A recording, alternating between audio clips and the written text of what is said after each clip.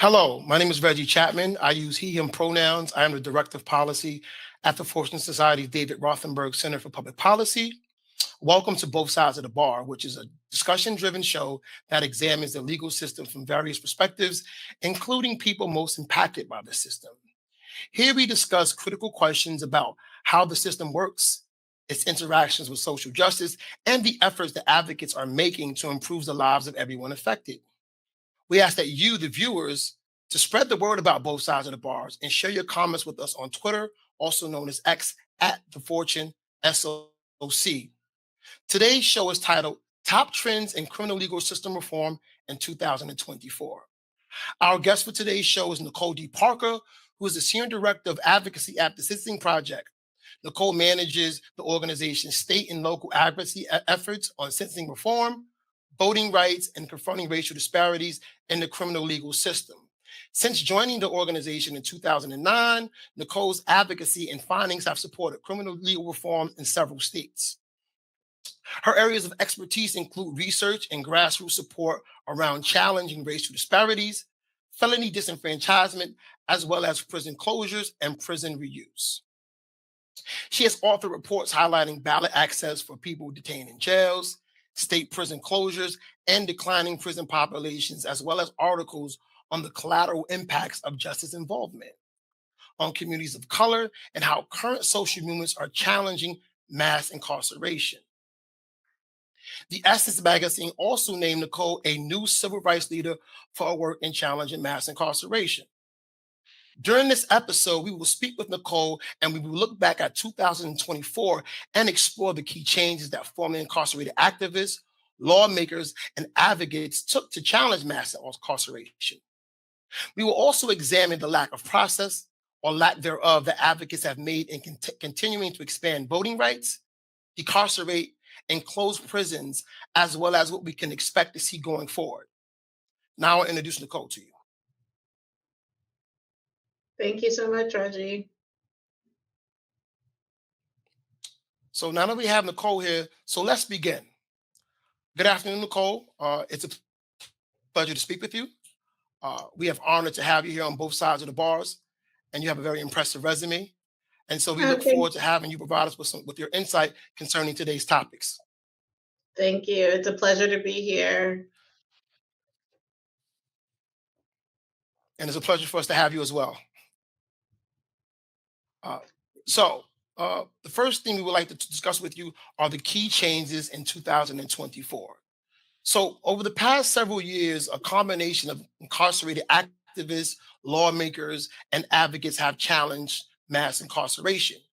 And so my question is, what are some of the key strategies that they used in doing so? Yeah, no, it's great to be here. It's great to have this conversation. It's hard to believe that we are coming up on the end of the year. And so throughout the year, I do track trends and also participate in efforts to challenge mass incarceration through advocacy and policy reform. So far this year, there have been a handful of reforms that have made their way through the legislative process. My office has been involved in a sentencing reform effort that was adopted in Oklahoma that passed what we call second look and allowed people whose underlying crime was a result or a contributing factor was domestic violence to petition for resentencing before the courts in Oklahoma. So that cleared the legislative hurdles and is now a part of the sentencing framework in Oklahoma. And other states are looking at second look reforms around the country as well. There's also been reforms adopted for collateral consequences, particularly the restoration of voting rights for people with felony convictions in the state of Nebraska. The post-sentence completion waiting period of 2 years was repealed earlier this year, allowing some 7,000 Nebraskans with felony convictions to participate in the franchise in the general election last week. Also on the ballot were several criminal legal reform measures. Unfortunately, many of them were not progressive, they were regressive, and we can get into that. But there were some progressive reforms in Nevada. That state, voters in that state banned prison prison slavery by ballot measure in the state of Nevada. And then also in Nebraska, medical marijuana was authorized through ballot measure last week. So those are some of the good things. But Reggie, I will let you know that there were also bad reforms passed by ballot measure last week. And earlier in the year, there were regressive reforms passed through the legislature in states like Louisiana. So this year, there's definitely been mixed results when it comes to changes in criminal legal policy. And so I think we should talk about the atmosphere that progressive coalitions are working within, what that means for potential reform going forward, and sort of what we're up against in trying to challenge mass incarceration, given the continued scale of high rates of incarceration in the United States. Okay. So you said a lot of things that I actually had interest in. Several things you spoke about or concerning voting rights and the atmosphere concerning that. So and that's something very important I want to discuss. So I want to kind of circle back to your statements about voting rights and kind of like state the question actually again. So hopefully you can give us a little bit more detail concerning that. So again, the set of questions concerning voting rights, and as you just stated, over the past several years, several states did expand voting rights to incarcerated and formerly incarcerated people. And I want you to expound on that possibly. And my question for you is that have states continued to pass these type of voting rights in 2024? And if so, They what are the have. benefits? And if not, what are the benefits? And if not, what are the collateral consequences of states that didn't do that? Sure. No, states did expand voting rights this year. I mentioned Nebraska. So since 1997, we've counted that 26 states in the District of Columbia have expanded voting rights over nearly a 30-year period, restoring voting rights to about 2 million residents with felony conviction histories, about 2 million citizens with felony conviction histories. That said, there were still 4 million people in the 24 general election who were unable to vote because of a felony conviction. Many of those people were in prison and jail, but the majority of people who were disenfranchised due to a felony conviction, 7 out of 10 of the 4 million who were disenfranchised were actually in the community and were not incarcerated. They were, as you know, on paper, on felony probation or parole. And in some states like Florida, Kentucky, and Virginia, they were post-sentence. And so there's hundreds of thousands of residents in those states who remain disenfranchised, even though they've completed their sentence. That is even though Florida expanded voting rights to over 1 million people in 2018, when via ballot measure, a majority of Floridians voted to end lifetime disenfranchisement in that state. And in other states, since Florida's ballot measure passed 6 years ago, states like Minnesota, New Mexico, New York, with parole voting rights being expanded to people on parole in New York in 2021, and also in California in the same year, tens of thousands, hundreds of thousands of individuals have gotten their voting rights back over a 6-year period, particularly with the state of Florida sort of helping to tip the scales in the rights restoration reform direction with the passage of a ballot measure in 2018. That said, as I've mentioned, there's continues to be millions of people who are disenfranchised. And so there's a lot more work to do. We need to end felony disenfranchisement, go back to Florida, allow people to vote who are in the community on supervision on felony parole and probation. In other states, there remain hundreds of thousands of residents disenfranchised who are on supervision. Those include the states of Georgia and Texas, states that were dominated the electoral conversation this season. So there's a lot of work to do on rights restoration, a lot of work to do on making sure that people have their voice heard in the democratic process, and to understand that people don't lose their citizenship just because they are involved with the criminal legal system, just because they might be incarcerated. And in fact, there are a handful of jurisdictions in the United States, Maine, Vermont, Puerto Rico, the District of Columbia, where people can vote even when sentenced to prison, regardless of the crime of conviction. And so, and that policy, that practice should be in effect throughout the United States. So in all states, nobody should ever lose their right to vote, even when they're in prison.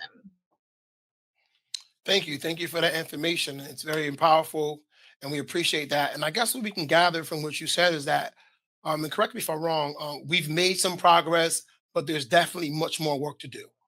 That is a finer way to say that. Absolutely, Reggie. We appreciate you. My next set of questions concerns decarceration trends. So again, over the past several years, we've seen policies that have led to the reduction in incarceration rates. And so my question for you is that, based on your observation, have states and local governments continued to pass these type of policies that have led to the reduction in incarceration rates? There have been some changes that have contributed to that were passed with the spirit of decarceration. So I mentioned earlier the state of Oklahoma has passed a post incarceration sentencing review called Second Look, where people who can petition for second look resentencing before the courts in that state if they have domestic violence, if they have a history of domestic violence. Those second look reforms have passed in other states. People with who are chronically ill or who have medical, chronic medical conditions can petition for parole or can petition for second look resentencing because of recent changes in Michigan.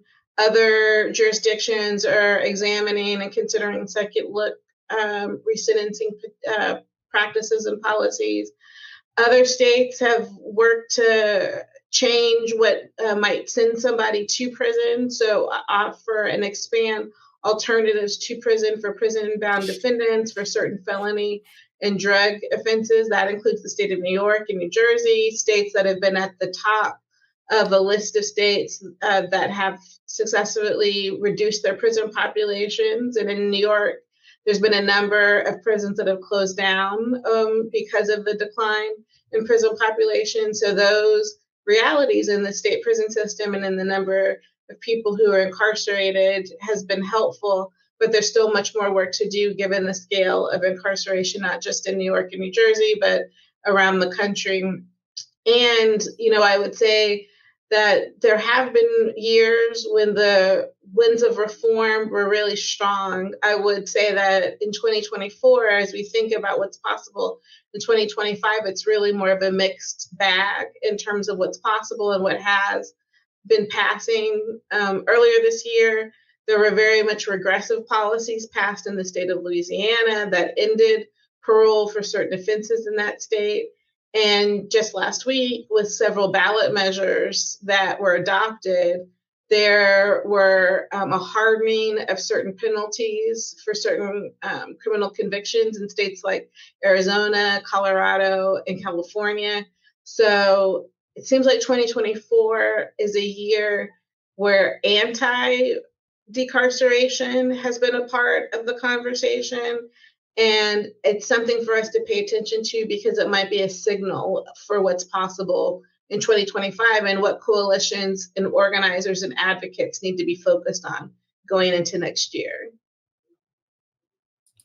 Wow, again, that is very, very interesting.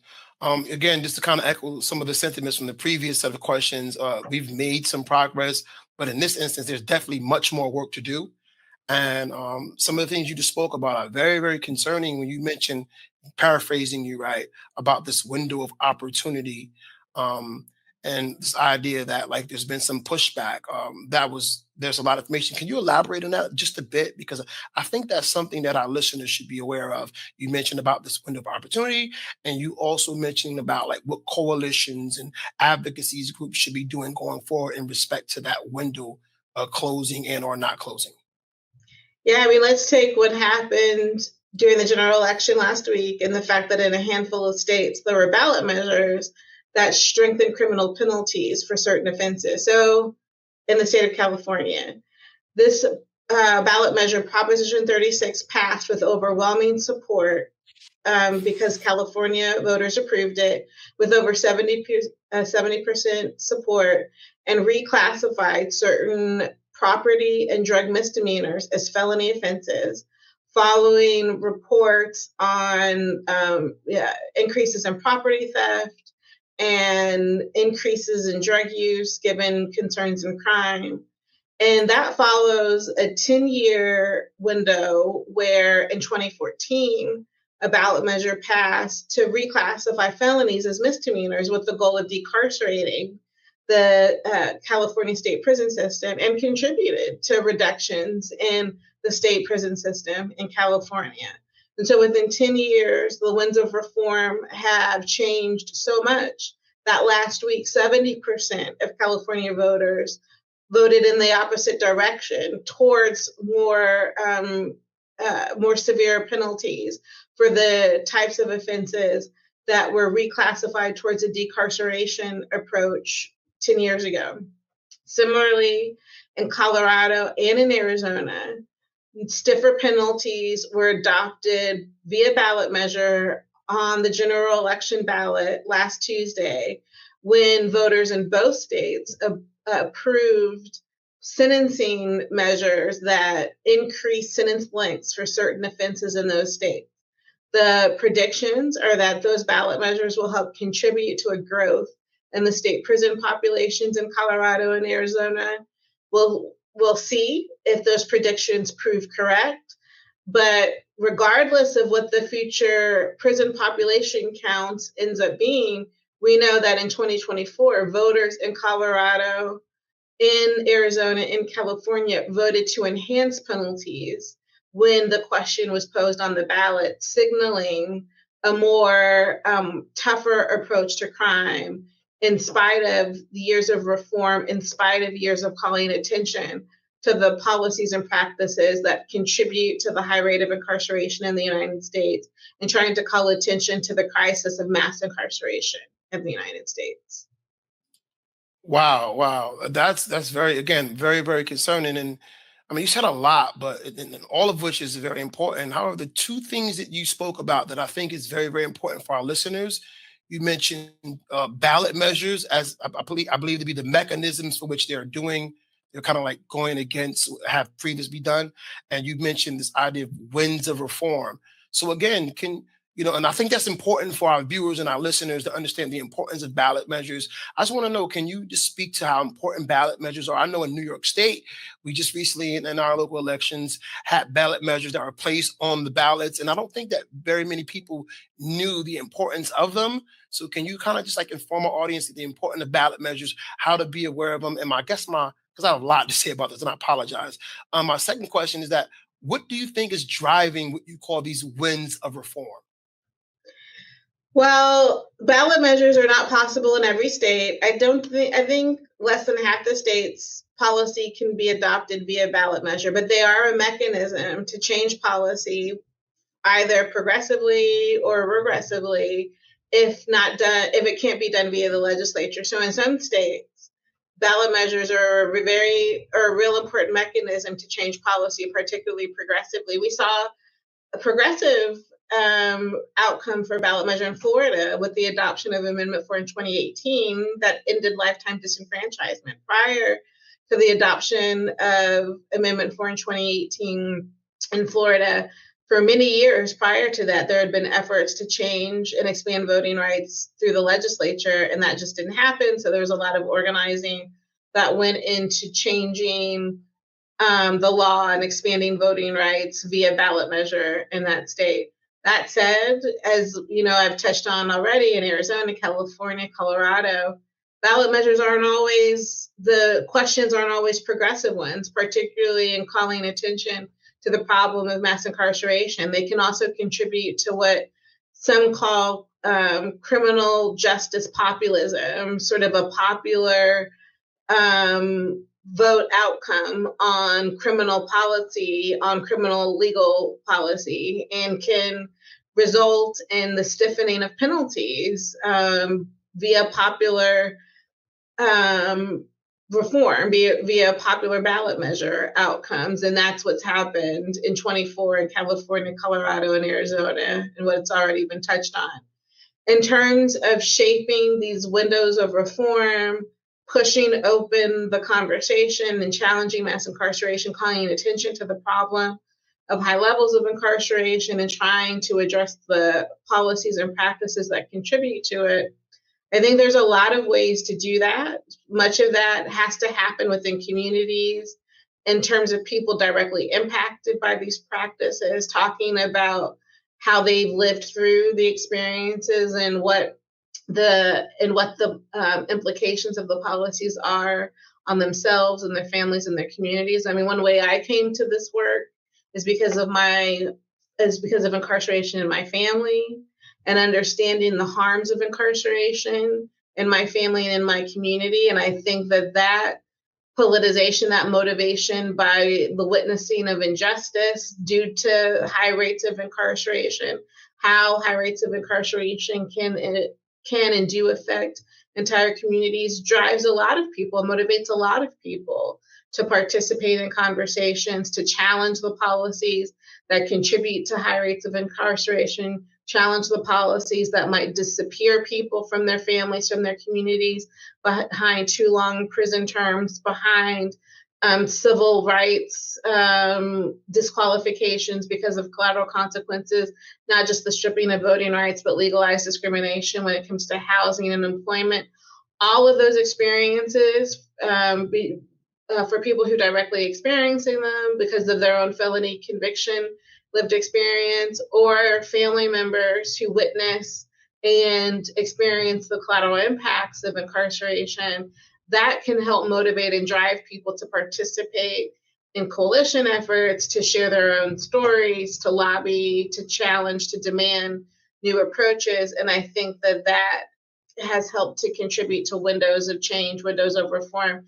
And there's been successes over the time, there's been successes over the years, but in 2024, there's definitely a mixed atmosphere given what happened in the general election and given how the year is ending up.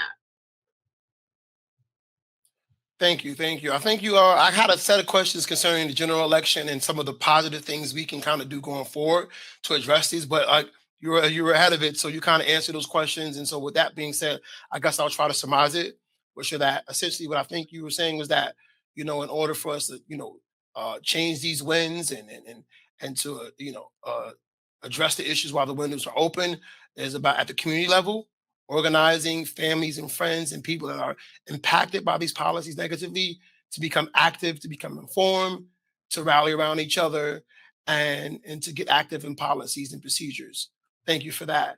And so, in spite of some of the negative things that may have transpired in 2024, I think that that what you just spoke about are some of the positive things we can look to going forward. And we're kind of up against time. I have just one question. Maybe you can give me a line about concerning like have states continue to pass policies concerning prison closures? There are prison closures that have been a part of state legislative discussions this year, and prisons that are scheduled for closure and have already closed in 24. So it's interesting, and it's a part of the ongoing dynamic that prisons can close even during a time when there are anti-decarceration efforts that are a part of the conversation. California is a perfect example. There have been prisons that have closed in California this year, led by the state legislature and the governor's office, in spite of the fact that the majority of California voters last week voted for anti-decarceration efforts through the enhancement of sentences via ballot measure in California. And other states that have closed prisons this year include Illinois and Virginia. So even though we are in an atmosphere of mixed results when it comes to decarceration, there have been prison closures in some states this year. Thank you. Thank you for providing us with that insight. I think we were able to, thank you for providing us with an assortment of information. Thank you for unpacking the nuances and basically informing the population, informing our listeners. And going forward, we really appreciate you. And so just to close things out, I want to speak to our guests. I want to thank you for sharing your wisdom and experience. To the viewers, I thank you for joining us for all of your thoughts-provoking discussion. In the meantime, on behalf of the Fortune Society, we thank you so much for tuning in to both sides of the bars. If you're interested in finding out more about the Fortune Society, please check us out on our website, fortunesociety.org. That's fortunasociety.org, or Facebook by typing in Fortune Society. This is Reggie Chatman, and I appreciate you for joining us and for having a critical conversation on both sides of the bars. Again, thank you, Nicole, for providing us your wisdom and your insight, and we appreciate it from everybody. Thank you. Thank you, Reggie. Appreciate it.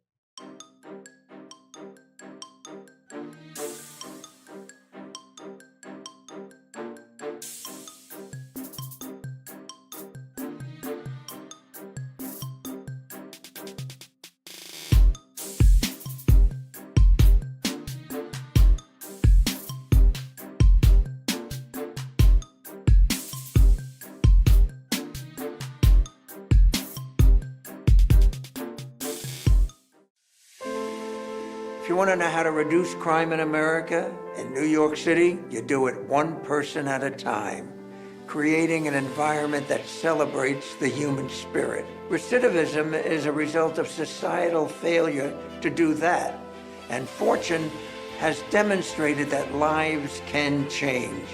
I tell people all the time, this is where I grew up. This is where I learned what being a man is and what being a productive citizen means. It is the work of this great organization that has helped to shape my ideas, drive my conviction, and further deepen my commitment to the cause. For more than half a century, you have amplified the voices of those who are impacted by unfair policies and helped thousands of justice-involved people transform their lives. You have led by example to show how we can help formerly incarcerated individuals come home, rebuild their lives, and contribute to our communities. It's never about the contract or the milestones first. It's always about the individual. These individuals were literally suffering in incarceration because they just didn't have an address to go to. And for them to walk into a place where it's about them and only them and what they need and only what they need. There's one person in particular, he came through our programs and he ended up opening his own construction company, and he came back to Fortune and said, I want to hire people from here, and it was like about how if you lift one person up, they lift others. Even if it's just one person that this happens to, it's worth it. And I know that it's not just one person, it's many people. COVID-19 worsened existing barriers to reentry. Reentry is hard enough as is, but even harder during a pandemic. As people were released from Rikers early due to COVID-19, our services and